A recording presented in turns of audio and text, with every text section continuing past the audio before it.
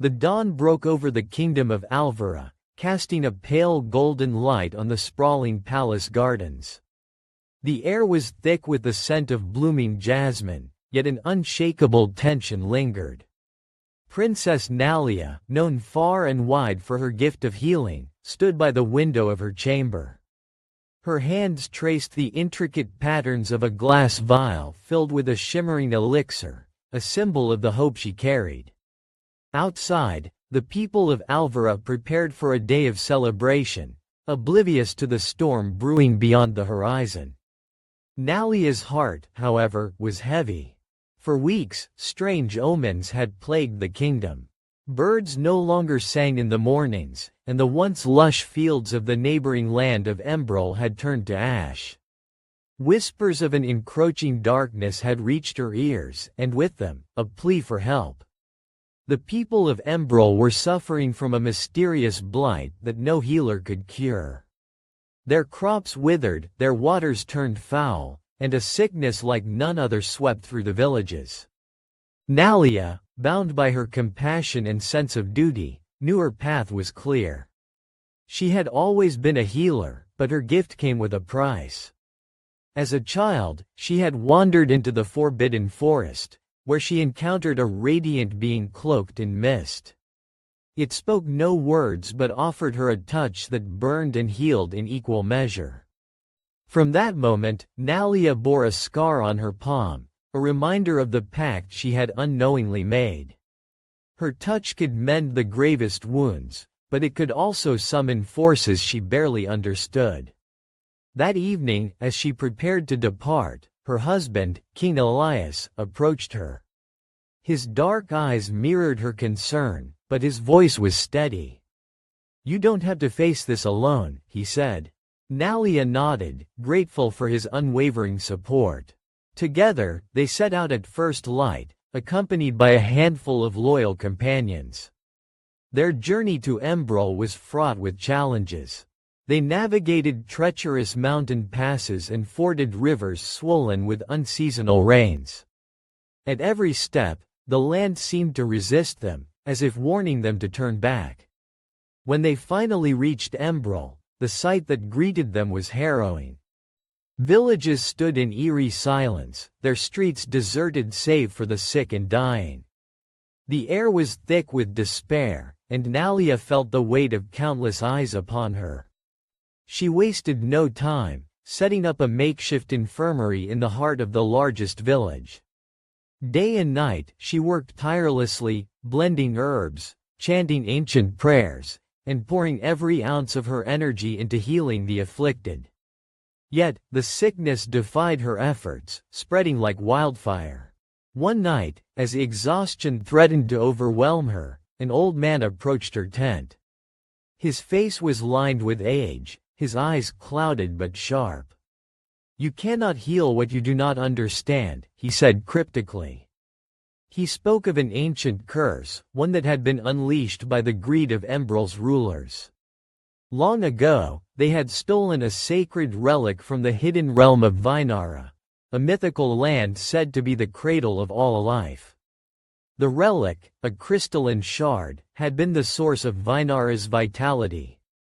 Without it, the land withered, and its guardians, beings of immense power, grew restless. Nalia listened intently, the pieces of the puzzle falling into place. The sickness was not a natural ailment but a manifestation of Vinara's wrath. Her path was clear. She had to return the shard to its rightful place. The old man handed her a faded map, its edges frayed and its markings almost indecipherable. "The journey will test you," he warned. "But only you can restore balance." The next morning, Nalia gathered her companions and set out for Vinara. The map led them deep into the heart of the forbidden forest, a place shrouded in perpetual twilight. The air was heavy with the scent of moss and decay, and strange sounds echoed through the trees. It was here that they encountered the first of Vinara's guardians, a beast of unparalleled ferocity.